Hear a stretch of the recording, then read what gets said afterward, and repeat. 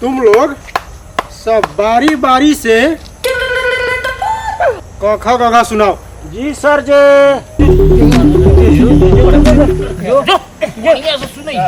शिकायत न क से कबूतर आ सर जी के चूतर।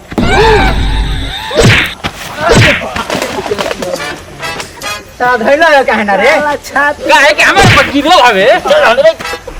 कैसे पड़ला रे? छाती के बाती टूट गइल रे दादा।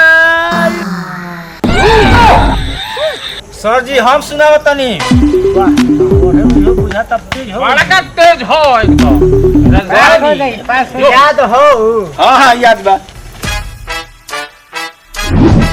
सर जी सुनाई। हाँ सुनाओ।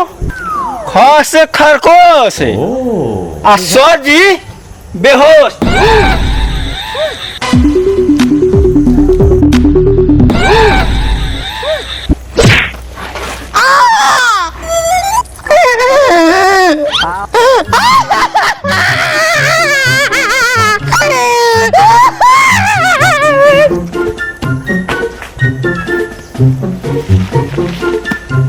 मजा मिलल हो। चला कूद सर जी हम सुनाई। अब की बार हमार बारी बा।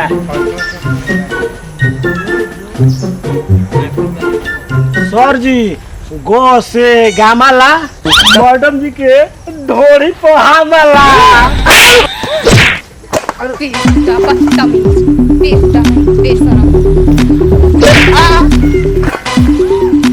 यही सब पढ़ने आता है तो लोग रे है।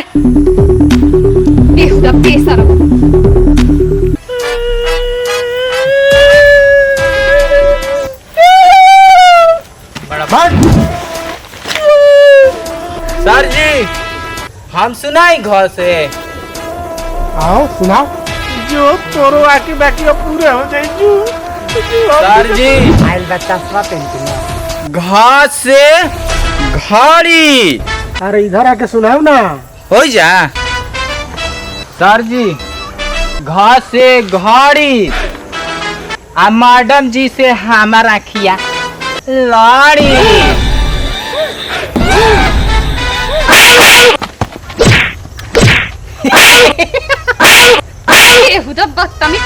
चोट नहीं लग रहा है रे? नहीं लग रहा कर रहा है? मैडम जी चोट तो लागत ये जना लागत दिल में लागत हमरा। दिल में चोट लगा।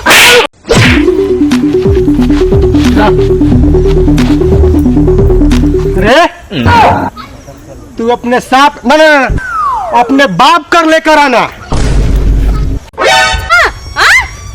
दिल में तो चोट लगा था। दिल में तो बील कर दिया। बेहुदा बदतमीज कहीं को।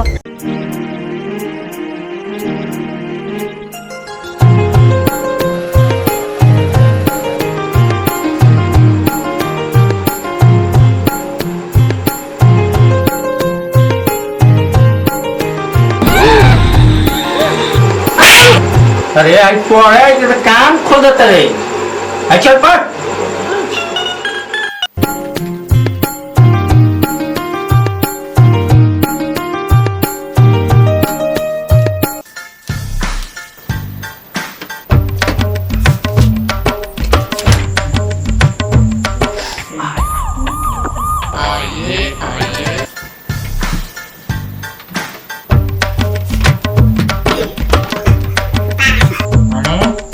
वास्को डी वाला भारत कब आया था?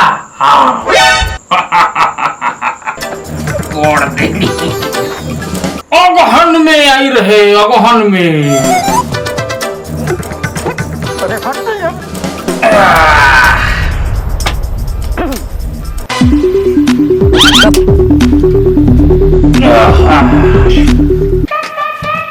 बाबू सुतिए बोला।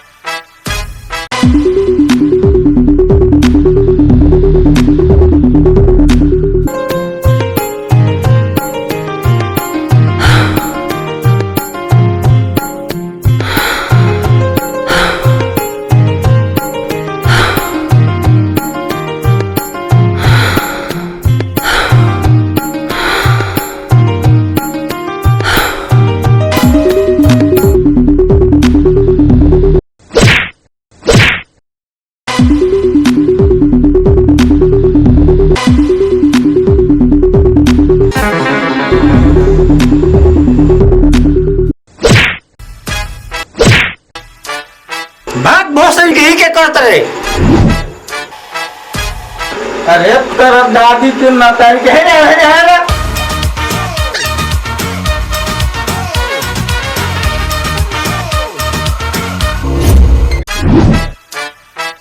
अरे तेरा दादी मातारी एक करो हमारे का सोनी लेबर बुझल बड़े हाँ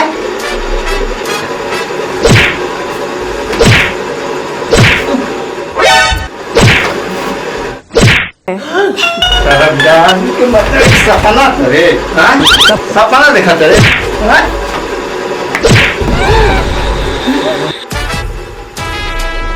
सबसे लास्ट क्वेश्चन, ऐसा कौन सा अंग है जिसमें हड्डी नहीं होती है? बताओ। ए लंबू तू खड़ा हो। ए लंबू तुझे ही बोल रही हूँ, खड़ा हो। कब से देख रही हूँ कि केवल इधर फोकस है तेरा, बाकी पढ़ाई लिखाई में तो ध्यान ही नहीं है। बताओ जो उठो बताओ स्टैंड अप। जी मैडम जी सिखावा था लिख के बताई मैडम जी। लिख के? जी हो वाओ, इतना टैलेंटेड हो गया। आजा आजा लिख। ओ पन्ना हाँ। वही पे तू पहले काहे ना बतैला हवे? अरे मार दो ब्लड जीवे। जो तोरो सलाह कराइल धदाइल छुटिए जो पेनवा ले ले बड़े नु। अरे इधर आ लंबू, तुझे ही बोल रही हूँ। ऐसे रहा है, बुझा रहा है क्या खाड़ा में लड़ने जा रहा है। छाती तान के खड़ा होने के लिए नहीं बोल रहे बेटा, मैं क्वेश्चन का सवाल पूछ रही हूँ। ऐसा कौन सा अंग है जिसमें हड्डी नहीं होती है? बता। अरे वो तू तो बोला कि लिख के बताएंगे। ओके ओके पकड़। पकड़ने का ढंग सब ये नहीं है। अरे हो गया, लिखता नहीं अभी। लिख लिख लिख। हो गया, देखो हो गया जी। हट। ले पहले है ये क्या लिखा है रे बेहुदा? क्या लिखा है? उल्टा करके देख ली।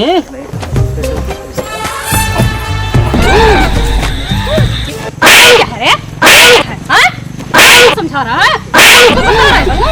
हाँ? लिखने बोले जे? हाँ? नीचे बैठ बैठ।